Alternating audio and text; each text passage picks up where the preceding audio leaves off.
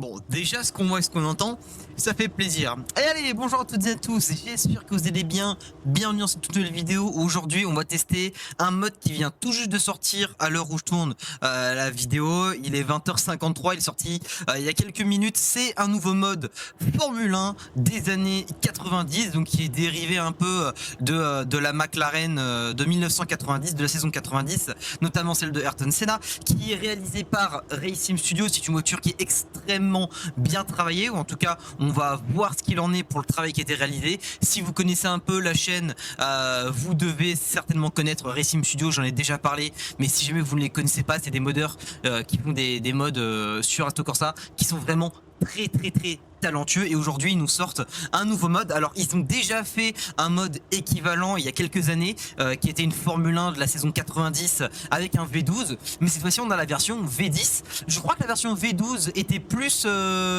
sur un modèle de Ferrari des années 90. Là on est plus sur celle de la McLaren, donc on va voir un peu ce que ça donne. Ça n'a pas vraiment de schéma défini, hein. C'est pas une McLaren ou une Ferrari ou quoi que ce soit, mais c'est l'interprétation de Racing Studio d'une voiture de la saison 90. Il y a peut-être plusieurs éléments de voiture qui sont assemblés. De toute façon, on va voir ça ensemble. À noter que cette voiture a vraiment été beaucoup travaillée par l'équipe de Racing Studio avec voilà des plans de véritable conception de voiture de l'époque et un gros développement sur cette voiture.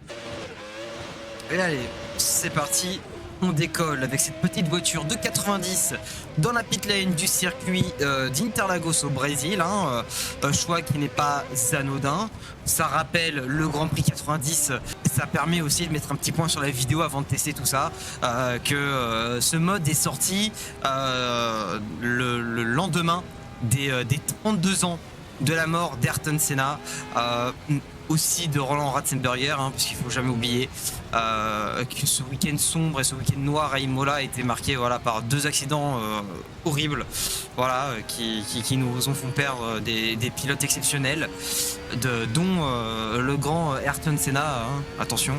Faut pas dénigrer Roland Ratzenberger, mais il est vrai que Senna a vraiment marqué, surtout quand on voit les images voilà, de ce qui se passait au Brésil après l'annonce de son décès. On se rend compte de l'importance qu'ont les pilotes voilà, sur certains de leurs pays, et qui sont acclamés vraiment comme d'immenses personnalités. Et voilà, on pense toujours à eux, on pense très fort à eux, on leur rend hommage. Je sais qu'aujourd'hui, au moment où je tourne la vidéo, on a pris le décès malheureusement du pilote italien Alessandro Zanardi, pilote qui est passé par l'IndyCar, la Formule 1, qui était un athlète italien, qui nous a quittés. Paix à son âme, paix à leur âme, à ces grands pilotes, à ces grands monsieur qui font vivre notre sport et qui, voilà, nous font apprécier ce magnifique sport qui, voilà, qui parfois est dangereux. Je sais que pour Monsieur Zanardi, ce n'est pas l'automobile qui l'a tué, ce n'est pas lors d'un Grand Prix, mais on pense quand même à ces pilotes, paix à leur âme, et on va leur rendre hommage en essayant comme il se doit cette magnifique voiture de 90.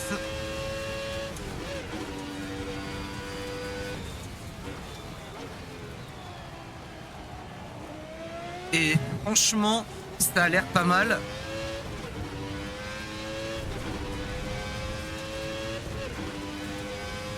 Bon, je suis pas le meilleur avec ce genre de voiture, mais j'arrive à me débrouiller.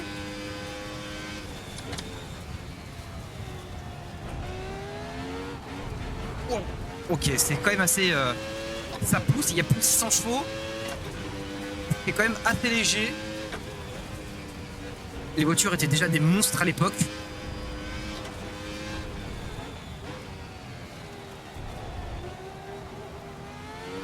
Ouah. Ok. Bon, moi, j'ai malheureusement pas de volant rond. Donc c'est vrai qu'avec le GT Neo, c'est pas si évident en termes d'immersion, mais ça reste très sympa. Le force feedback est bien lourd. Ok, franchement ça fait kiffer. Alors aussi, il faut prendre en compte quelque chose pour vous à l'image. Peut-être que le FOV est mal réglé, mais c'est fait exprès, c'est pour que vous puissiez voir bien l'intérieur de la voiture, la modélisation, un peu les roues et les rétroviseurs, pour vous montrer un petit peu comment elle a été réalisée. Voilà, j'ai peut-être freiné un peu n'importe comment, mais ça fait du bien d'entendre un vrai son de voiture de Formule 1 et pas les faux sons voilà, de nos voitures de 2026.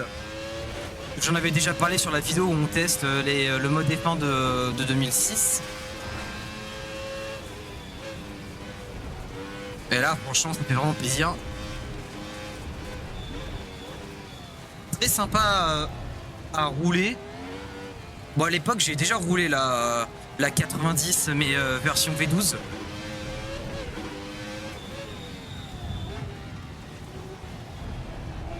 Mais là, franchement, c'est vraiment pas mal. On sent vraiment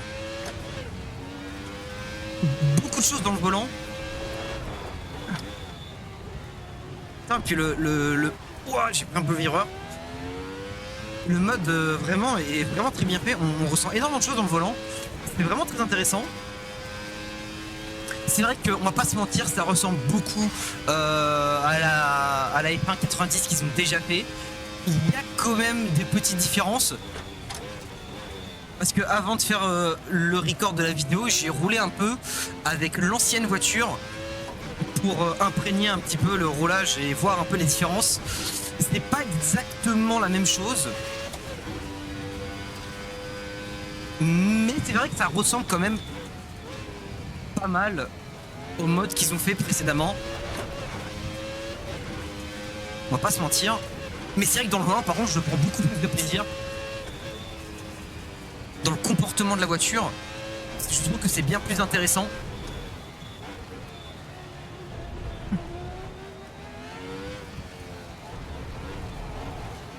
Bon.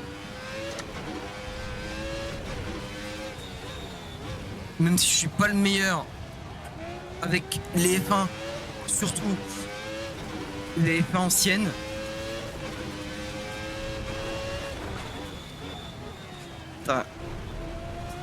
C'est quand même impressionnant à conduire.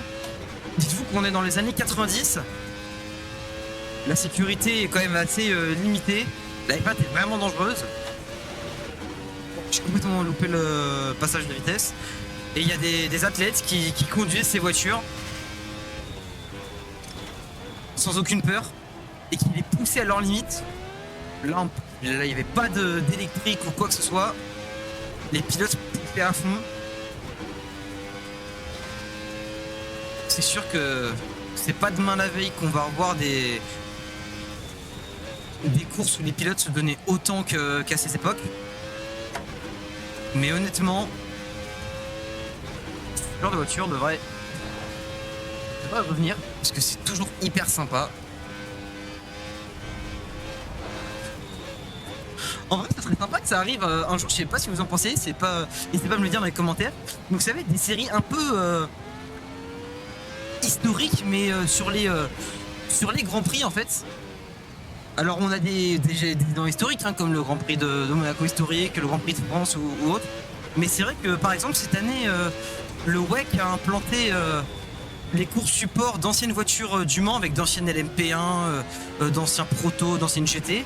Et c'est vrai que ce serait pas mal des petites courses plus de démonstration qu'autre chose. Voilà, parce que c'est vrai que ça manque franchement les véritables Formule 1, même si bon, avec la petite pause qu'il y a eu juste avant le Grand Prix de Miami, ils ont fait quelques petits changements pour essayer de limiter tout ce qui est super clipping et autres. Ça reste des voitures qui sont réellement assistées et qui ne nous font pas vibrer les fans de sport auto. C'est vrai que là, le son vraiment... voilà, le son est vraiment plaisant.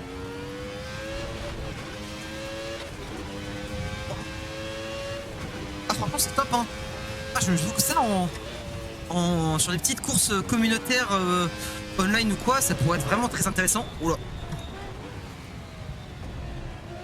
C'est à la fois en fait à manier, ce n'est pas si compliqué que ça de mon point de vue. J'arrive à rouler sans trop de soucis, mais par contre je pense que je serais vraiment très mauvais pour aller pousser et chercher les derniers millièmes ou dixièmes avec cette voiture. Pareil à des voitures que je roule tous les jours comme des GT ou des Proto. Oh le bruit. Oh, le bruit est absolument topissime. On prend quasiment 300 km/h.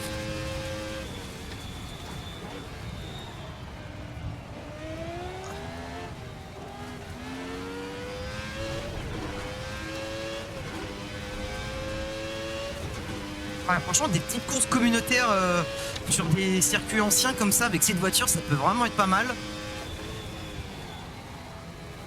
Ouais, j'ai peut-être un peu abusé du rétrogradage.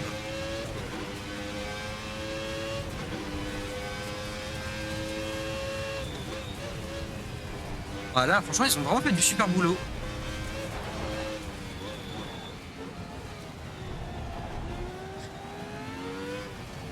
Franchement, c'est très sympa à conduire. Je vous invite à tester. Honnêtement, Scooper Racing Studio est toujours très qualitatif. Bon, alors parfois, ils ont des voitures un peu moins travaillées que d'autres, un peu plus loupées, ça arrive. Mais globalement, ils sont vraiment très très forts. Ils n'ont pas des tarifs trop élevés. Et j'achète de ma poche les mods. Et je trouve qu'à chaque fois, j'en ai pour mon argent. Donc si jamais vous êtes intéressé, vous n'êtes pas obligé de la prendre, attention, hein. Je vous laisse un lien dans la description pour la prendre sur leur site web. On est entre 5 et 6 euros avec les taxes. Donc franchement, si vous êtes fan de voitures anciennes et de monoplace, bah, je vous invite à tester. Parce que forcément, je pense que beaucoup vont kiffer, les adeptes de voitures anciennes. Et même pour les nouveaux, hein, si vous voulez tester un petit peu. Elle est assez accessible, je trouve. Je suis pas quelqu'un qui roule beaucoup des voitures anciennes. Et je la prends assez facilement en main sur mes premiers tours de roue. Donc elle est assez ouverte en termes de... Voilà, de... Ouais, et puis quand je dis... c'est quand je dis ça que je la perds. Ah, c'est quand je dis ça que je la perds. Mais non, globalement, elle est assez ouverte dans la prise en main. Et franchement, c'est top. Franchement, c'est top, c'est sympa. C'est une voiture un peu accessible au début, mais qui, pour aller vraiment taper les chronos, va vraiment falloir s'en donner. Et je pense qu'il va vraiment me prendre un très très long moment pour pouvoir essayer de taper des chronos un peu à la Ayrton Senna ou quoi que ce soit. Mais franchement, franchement, c'est juste du kiff.